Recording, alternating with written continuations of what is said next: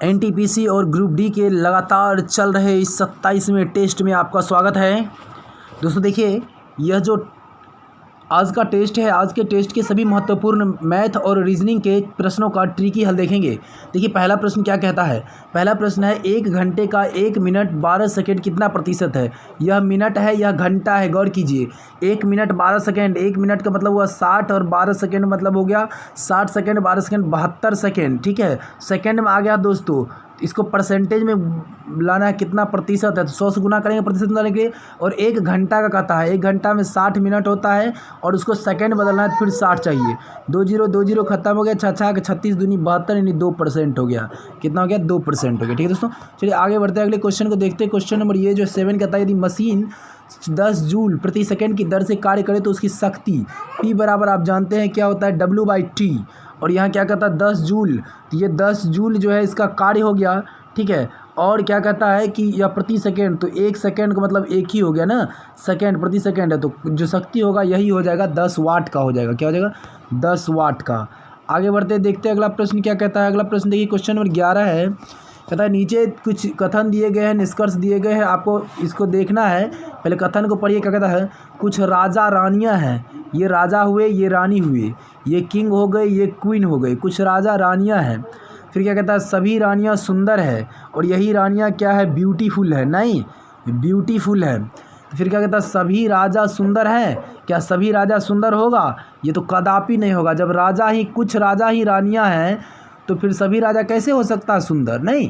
और दूसरा, सभी रानियां राजा है, क्या सभी रानियां राजा है, ये दोनों को दोनों निष्कर्ष जो है क्या है, गलत है दोस्तों। ना तो एक सही है और ना ही दूसरा सही है, तो ये आपका आंसर हो जाएगा। चलिए आगे बढ़ते क्वेश्चन नंबर 12 की ओर।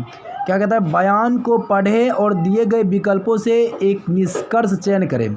बयान को पढ़िए, कहता है और कोई नहीं सिर्फ गरीब रिक्शा पर खर्च करता है। देख लीजिए, जो गरीब व्यक्ति है, पुअर पर्सन है, वही रिक्शा पर खर्च कर रहा, नहीं, ये देख लीजिए, रिक्शा पर खर्च करता है। रिक्शा से यात्रा करने वाले कुछ बीमार होते हैं, तो ये तो अलग बात हो गया। रिक्शा से यात्रा करने वाले कुछ लोग बीमार होते हैं, जो लोग बीमार हो जाते हैं उनमें उपचार की आवश्यकता होती है, ये भी चलिए अलग है। अब देखिए निष्कर्ष क्या कहता है, सभी गरीब व्यक्ति रिक्शा से यात्रा करते हैं, ऐसा किसी बयान में दिया हुआ, ऐसा किसी कथन में दिया गया है, नहीं, बिल्कुल नहीं है। जो लोग रिक्शा से यात्रा करते हैं वह बीमार हो जाते हैं।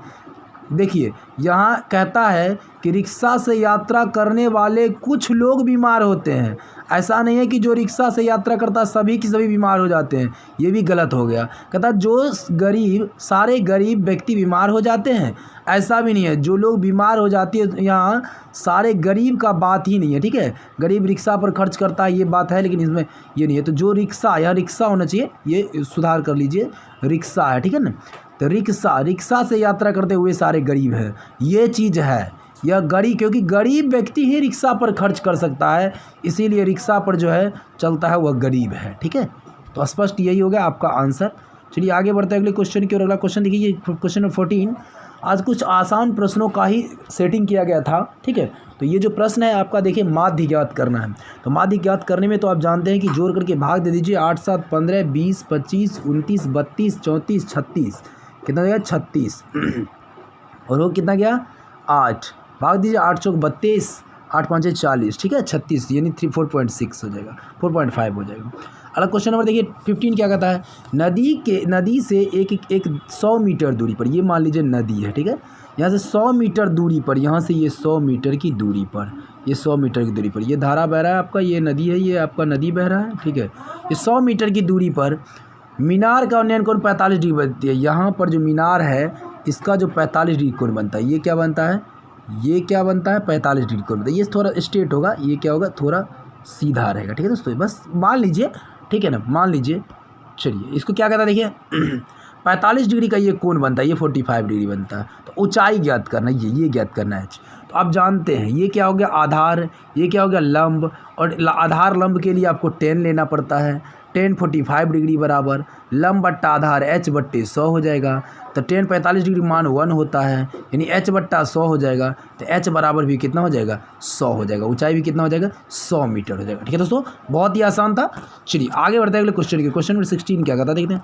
ये देखिए 11 से विभाज्यता का नियम। देखिए 11 से विभाज्यता का नियम क्या होता है कि अंकों का अंतर होना चाहिए। ठीक है, दो अंकों का यानी कि जो सम अंक और विषम अंक का अंतर यदि शून्य होता है तो वह 11 से विभाज्य होगा। या दूसरा कि जो उसका अंतर 11 से भाजक होना चाहिए। आप क्या देख पा रहे हैं, देखिए कि यानी इकाई अंक पर और तीसरे अंक पर जो सैकड़ा के अंक पर है तो 3 1 है, तो 3 और 1 को जोड़िएगा कितना हो जाएगा, 4 हो जाएगा। और इधर वाले को जोड़िए तो 4 या तो होना चाहिए, नहीं तो कितना होना चाहिए, 11 के विभाज्य वाला होना चाहिए अंतर इसका। ये 4 आ गया, तो इसमें तो 8 दिया हुआ है। अब देखिए 8 में आप 7 जोड़ दीजिए 15 होगा, 15 में से 4 घटा दीजिएगा तो 11 होगा। और 8 में 5 जोड़ेंगे 13 होगा, 13 में से 4 घटाएंगे तो कितना हो जाएगा, 9 हो जाएगा। 8 में 1 जोड़ेंगे 9 होगा, ये सब नहीं। 7 जोड़ेंगे तो 15 होगा, 15 में से 4 घटाएंगे 11 होगा। 11 या तो अंतर उसका 0 होना चाहिए या 11 का भाजक होना चाहिए। ये आपका आंसर हो जाएगा 7। ठीक है दोस्तों, देखते हैं 19 नंबर क्वेश्चन क्या कहता है। देखिए क्वेश्चन नंबर 19 है आपका कि जैसे ए है, ए का उल्टा आप जानते हैं जेड होता है। तो जेड का तो 26 नंबर पर आता है, उसमें से 1 घटा दिया है और लिखा है ये 25। तो उसी तरह जी है, जी का उल्टा टी होता है जिसका होता है 20, 20 में से 1 घटा के लिख दिया 19। ठीक है, 1 घटा के लिख दिया 19। तो आप उसमें उसी तरह से करिए कि जैसे आर है तो आर का उल्टा क्या होता है, ए का उल्टा क्या होता है, फिर टी का उल्टा क्या होता है। इसको पहले उल्टा देखिए। ठीक है, जैसे टी का उल्टा अभी आपने देखा कि जी होगा, ए का उल्टा जेड होगा। ठीक है, तो जो आर का जो उल्टा हो जाएगा वो क्या हो जाएगा, आई हो जाएगा। ठीक है, आई आर होता है। अब ये कितने नंबर पर आता है, इसका नंबर देखिए, सीरीज देखिए नंबर। जी तो आपका आ जाता है 7 नंबर पर, तो 7 से 1 घटा लीजिए, यानी 6 लिख लीजिए। जेड 26 आता है, 26 से घटा लीजिए 25 लिख लीजिए।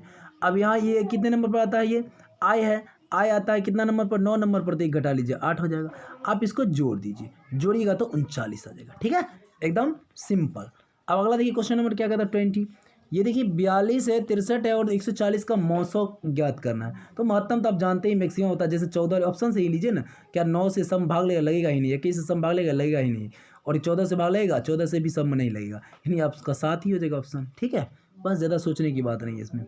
अगला देखिए क्वेश्चन नंबर क्या कहता है। ये देखिए 15 जुलाई 1964 के दिन बुधवार था, तो 15 जुलाई 1965 कौन सा दिन होगा, तो 1 वर्ष बढ़ गया। अगर लीप ईयर होता तो 2 दिन बढ़ाते, लीप ईयर नहीं है तो सिर्फ 1 दिन बढ़ाएंगे। 1 दिन बढ़ाएंगे तो बुधवार के आगे हो जाएगा गुरुवार हो जाएगा। क्या हो जाएगा, गुरुवार हो जाएगा। देखिए क्वेश्चन नंबर 23 क्या कहता है 23। जो असंगत को छांटना है, इसमें कैसे करना है, ये जो है जैसे 6 2 4 3 लिखा हुआ है, तो 6 2 8 4 3 7, इसका अंतर हो गया 1 हुआ ना। फिर उसी तरह से ये देखिए 2 6 लिखा हुआ, 6 2 8 4 3 7, अंतर हो गया 1। फिर 8 4 12 7 6 5 11, अंतर हो गया 1। 8 4 12 6 7 13, यहाँ अंतर हो जाता है -1, इसलिए ये आपका ऑप्शन हो जाएगा। तो ये एक घड़ी 200 रुपये में बेचने पर, अगला क्वेश्चन आपका 25 है, घड़ी 200 रुपये में बेचने पर उतने ही प्रतिशत लाभ होता है जितना प्रतिशत घड़ी का क्रय मूल्य है। तो मान लेते हैं कि क्रय मूल्य आपका x है, तो लाभ प्रतिशत भी आपका x हो गया। ठीक है, तो आप इसको जो हल करेंगे तो कैसे, ये हो गया आपका CP और ये हो गया आपका क्या, प्रॉफिट। आपको SP 200 दिया हुआ है सेलिंग प्राइस। तो आप लिखेंगे इसको कि यानी कि क्रय मूल्य ज्ञात करने के लिए, या विक्रय मूल्य बराबर क्या होता है, विक्रय मूल्य बराबर क्रय मूल्य गुने 100 प्लस लाभ होता है, यानी 100 प्लस x बट्टा हो जाएगा आपका 100, बराबर हो गया ये 200, हो गया नहीं। आप इसको हल करेंगे तो आपको आएगा x² प्लस 100x अब माइनस आ जाएगा 20,000, बराबर हो जाएगा 0, नहीं 4 को 0 है इसमें, बराबर 0। तो आप इसको क्या कर पाएंगे, तो x² plus 200x minus 100x अब माइनस 20,000 बराबर 0। तो आप यहाँ से पाएंगे कि x प्लस 200 एगो होगा, एगो माइनस 100 कॉमन लीजिएगा तो x माइनस 100 आ जाएगा। जब x माइनस 100 बराबर 0 होगा तो x बराबर क्या आ जाएगा, 100 आ जाएगा। ठीक है, और प्लस 200 जो आ रहा है, प्लस वाला तो नहीं लिया जाता, वो ये आपका आंसर आ जाएगा। ठीक है, 26 क्या कहता है देखते हैं 26। एक समबाहु त्रिभुज का ऊंचाई दी होती है। समबाहु त्रिभुज जो भी होता है इस तरह से होता है, नहीं सॉरी समबाहु त्रिभुज किस तरह से होता है, देखिए ज़रा, ये आपका सभी भुजाएं बराबर होता है। ये दिया हुआ आपका ऊंचाई दिया हुआ √6 तो ये अगर ए मानिएगा तो ये पूरा ए होगा, तो ये तो आधा हो जाएगा a/2 समकोण त्रिभुज के लिए। समकोण त्रिभुज से यहाँ पर आप क्या पहले ऊंचाई ज्ञात कर लेंगे, ऊंचाई से भुजा ज्ञात कर लेंगे। तो रूट अंडर क्या हो जाता है a² माइनस a/2 का होल स्क्वायर बराबर हो जाएगा ऊंचाई √6 होगा ना, कर्ण स्क्वायर माइनस आधार स्क्वायर बराबर लंब स्क्वायर, तो ये हो जाएगा a² माइनस a²/4 बराबर √6। आप इसको करेंगे तो ये हो जाएगा √3/2a बराबर हो जाएगा √6। ठीक है, ऐसे तो √3 से काट दीजिए √2 हो जाएगा, इसको a बराबर जो हो जाएगा यानी 2√2 हो जाएगा।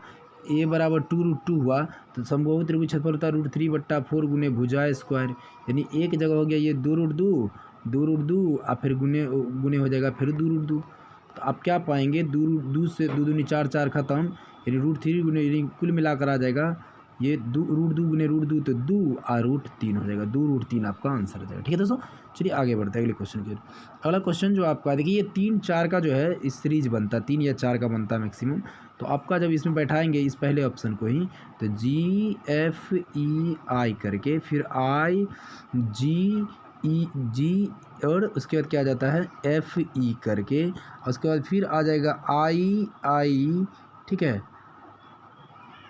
EI के बाद II, उसके बाद क्या हो जाएगा फिर जो G, उसके बाद आ जाएगा GF। ठीक है, तो इस तरह से आप पाएंगे कि GFI पीछे वाला जो है ना रिपीट होते जाता है, एक 4 के बाद जो है ना 4 के बाद रिपीट होते जाता है।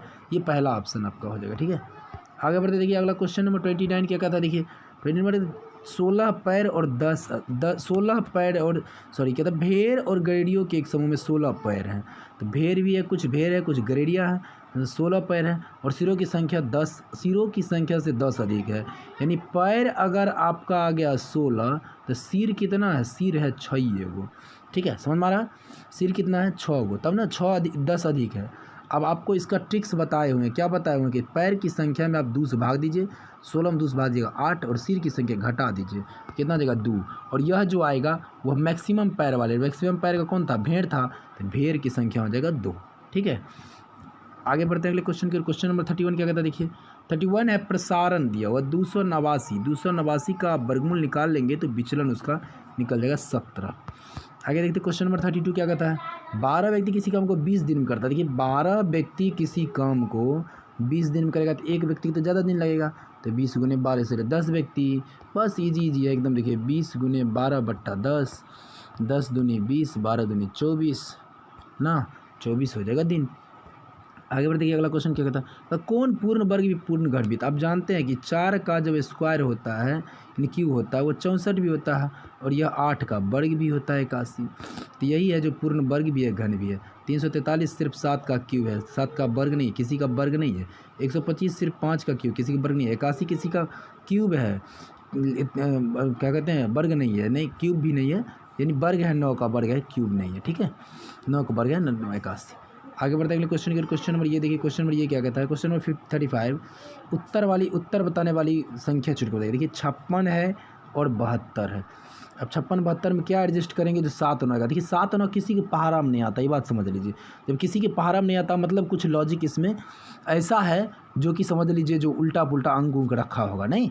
तो आप पाएंगे यहाँ से क्या देखिए कि 56 और यानी कितना था 72 था, 72 56 और 72 जो है 56 में भाग दीजिए कितना से 8 से, 8 ही 7 56 7 आता है, और 8 से इसी में भाग दिए तो 8 9 72 9 आता है। और 8 कहीं ना कहीं इन दोनों में 8 से क्यों भाग लगा, तो ये दोनों का मौसो भी 8 ही होता है। देखिए HCF, तो इसका मतलब हुआ कि आप पहले HCF निकाल लीजिए और उससे भाग दे करके संख्या लिख दीजिए। जैसे 32 और 4 का HCF निकालिएगा तो 4 ही ना होगा, 4 8 32 हो जाता है, 8 4 एकम 4 हो गया, 81 बन गया।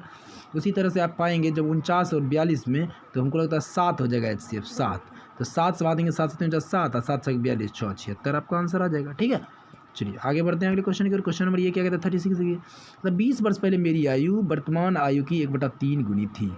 अभी आयु मान लीजिए अगर x है तो 20 वर्ष पहले 20 x - 20 होगा, तो वर्तमान आयु तो हम x माने हैं तो बराबर हो जाएगा x/3 का बराबर हो जाएगा, होगा कि नहीं। कहता 20 वर्ष पहले की मेरी आयु अभी की आयु की 1/3 है, तो 1/3 कर लीजिए, इसको हल कर लीजिए। ये हो जाएगा 3x - 60 = x हो गया, x इधर ले आइए यानी हो जाएगा 2x = हो जाएगा 60, तो x बराबर हो जाएगा 30 यानी अभी 30 है।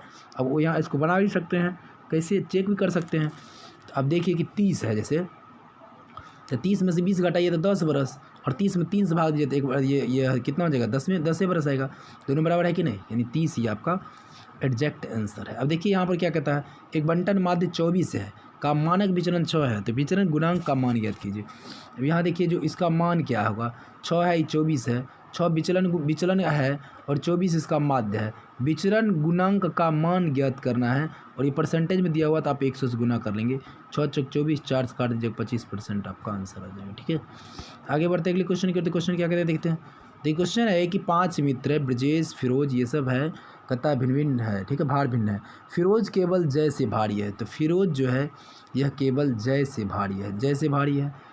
ब्रजेश फिरोज एवं विनोद से भारी है, ब्रजेश जो है फिरोज और विनोद दोनों से भारी है, तो ब्रजेश जो होगा वह फिरोज से भारी होगा। देख लीजिए यहाँ से फिरोज से भारी है और विनोद से भी भारी है, मतलब विनोद यहाँ होगा और यहाँ पर ब्रजेश आ जाएगा, ब्रजेश आ जाएगा। यहाँ भी ले लीजिए विनोद के लिए, भी विनोद भी, ठीक है, लेकिन कमल से भारी नहीं है।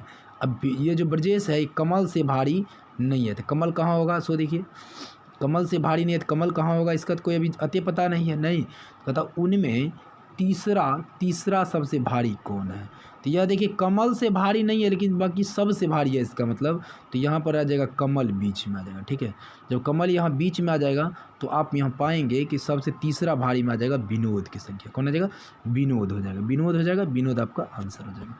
अगले क्वेश्चन देखते हैं 42 की 41। देखिए एक वृत्त की त्रिज्या दोगुनी कर देने पर इसके क्षेत्रफल कितने, वृत्त की त्रिज्या अगर r है तो क्षेत्रफल होता है वृत्त में πr², लेकिन जब r दुगुनी कर देंगे तो जब 2r हो जाएगा तो क्षेत्रफल हो जाएगा 4r², 4πr²। अब कैसे 4πr² हो, देखिए तो पाई तो पाइए रहेगा, r की जगह 2r के स्क्वायर हो जाएगा, नहीं 2r का क्या हो जाएगा, 2r का स्क्वायर हो जाएगा, तो 2 के स्क्वायर तो 4 πr² नहीं होगा, 4πr² हो जाएगा। ठीक है, इसको देखिए समझ लीजिए। अब यहाँ कहता है कितने प्रतिशत वृद्धि हुआ, तो इसमें कितने प्रतिशत वृद्धि हुआ था, 3πr² की वृद्धि हुआ है।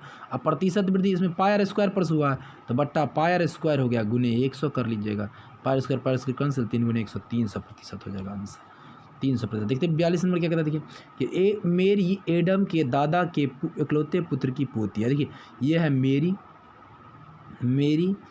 एडम के दादा, देखिए एडम, अब एडम के जो दादा हैं ये दादा हुए, दादा के इकलौते पुत्र, दादा का जो इकलौता पुत्र है, पुत्र की पोती है।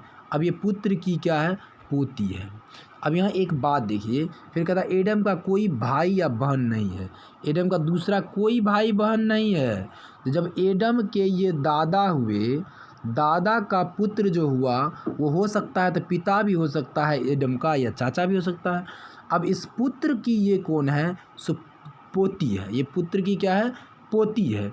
तो मान लीजिए कि एडम के तो पिता हुए, एडम के जो पिता के जो पोती होगी, और एडम का दूसरा आता है कोई भाइयों बहन नहीं है, तो एडम अकेला है, तो एडम पक्का है कि एडम की ये पापा होगा, नहीं ये वाला पापा होगा। ये जब पापा होगा तो इस पापा का जो पोती होगा वो एडम का तो बेटी न होगा, नहीं होगा।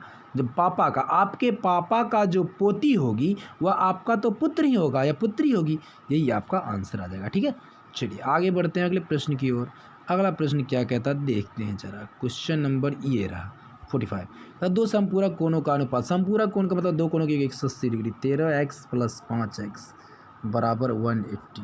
अब जोड़िएगा तो 18x बराबर हो जाएगा 180, 18 दाएँ x बराबर 10 हो गया, x का वैल्यू 10 आ गया, 13 दाएँ 130, अंतर कहता है तो 130, 10 5 50, घटा देंगे तो 80 हो जाएगा, 80 डिग्री। ठीक है, आगे देखिए नीचे दिए गए कथन क्या कहता है। नीचे दिए कथन को सत्य मानते हुए यह ज्ञात करें कि कथन के आधार पर कौन सा निष्कर्ष निश्चित रूप से निकाला जा सकता है। सभी परिश्रमी छात्र परीक्षा में सफल होते हैं, सभी परिश्रमी छात्र अच्छी तरह से सोते हैं। वह सभी जो अच्छी तरह से सोते हैं परिश्रमी होते हैं, वह सभी जो परीक्षा में सफल होते हैं अच्छी तरह सोते हैं। अब पहले क्या कहता है, निष्कर्ष 1-2 अनुसरण करता है। अब आपका देखिए कथन जो है सभी परिश्रमी छात्र सफल होते हैं और सभी परिश्रमी छात्र अच्छे होते हैं, ये 2 बात कहता है। एक नंबर कहता है परिश्रमी सफल भी होता है और दूसरा कहता है परिश्रमी अच्छा भी होता है, बस ये 2 बात को रखना है। अब प्रश्न यहाँ पहला निष्कर्ष क्या कहता है कि वह सभी जो अच्छी तरह सोते हैं परिश्रमी होते हैं। ये तो बिल्कुल दोनों में से कहीं मैच ही नहीं करता। जो अच्छा तरह सोएगा वो परिश्रमी होगा, ये हो नहीं सकता है, या होगा भी तो इसके कथन से मतलब नहीं मिलता है, ठीक है ना। यहाँ परिश्रमी का सोने से क्या कहता है, अच्छी तरह सोते, परिश्रमी छात्र अच्छी तरह सोते हैं, ये बात कह रहा है, ठीक है। लेकिन ये नहीं कहता है कि वह सभी छात्र सभी अच्छी तरह सोते हैं जो परिश्रमी होते हैं, सभी अच्छी तरह सोता है, ये बात नहीं कहता है। वह सभी जो परीक्षा में सफल होते हैं अच्छी तरह सोते हैं जो परीक्षा में सफल होते हैं, यानी ये भी आपका अनुसरण नहीं करता है, ना तो एक और ना ही दो अनुसरण करता है। चलिए आगे बढ़ते हैं अगले प्रश्न की ओर। अगला प्रश्न क्या कहता है, ये रहा देखिए 225 है, 210 है, 90 है, इस तरह से देखिए कितना कितना बढ़ रहा है। ये 15 घट रहा है शायद, ये 20 घट रहा है शायद, अभी 25 घट रहा है, ये देखिए 30 घट रहा है, आगे 35 घटा देंगे यानी 105 आपका, 35 घटाएंगे तो 100 आपका आंसर आ जाएगा, ठीक है। बस हो गया। आगे 49 नंबर देख लेते हैं। देखिए 49 नंबर क्या कहता है, इसका संबंध है, देखिए 7 को 5 से गुना करके 3 जोड़ दीजिएगा तो 38 आ जाएगा। उसी तरह से यही गुना और प्लस में ये हो जाएगा, ठीक। लास्ट क्वेश्चन और 50 नंबर का ये क्वेश्चन देखिए क्या कहता है। देखिए 2000 रुपये 2 वर्ष में, 2000 रुपये 2 वर्ष में चक्रवृद्धि ब्याज की दर से इतना रुपया हो जाता है, तो ब्याज की दर ज्ञात करना है। आपको मालूम क्या, मूलधन मालूम है और मिश्रधन मालूम है, समय मालूम है। आप मिश्रधन बट्टे मूलधन कर लेंगे तो 200 कितना है 2226 रुपया 50 पैसा बटा कर लीजिए आप 2000 बराबर कर लीजिएगा 1 + r/100⁻²। बस ये इसी को हल करना है। इसको जब काट लीजिए 5 से, 5 काटिएगा 40 5 200 400 हो जाएगा। 5 से इसको जब काटिएगा तो 5 चौक 20, 5 चौक 20 और 5 25, फिर कितना हो जाएगा 1 5 तो ये 15 और इसको 0। आप इसको क्या करेंगे, ठीक है, ये 0.5 था ना, 0.5 था, सॉरी 0.5 था, तो 5 दूनी 10 और 5 एकम 5 इतना हो जाएगा, 44,521 हो जाएगा यह जो है। और 445.21 इसको कहिए। और ये जो हो जाएगा 21.1/20, इसका ये दोनों बढ़ गए। 21.1 वर्ग की जगह इतना हो जाएगा बराबर 1 + r/100 हो गया। आप क्या पाएंगे, स्क्वायर है इसका, स्क्वायर ख़त्म हो गया। अब 1 आके इधर घट जाएगा तो 21.1/20 - 1 बराबर r/100। 1 घटाइएगा तो कितना हो जाएगा 1.1/20 गुने 100 बराबर r, यही ना हो जाएगा, यही हो जाएगा बराबर r। इसको हल कर दीजिए 20 5 100 5.5 आपका परसेंटेज आंसर है, ठीक है दोस्तों। चलिए इस तरह से वीडियो देखिए। वीडियो देखने के लिए बहुत बहुत धन्यवाद दोस्तों। जय हिंद।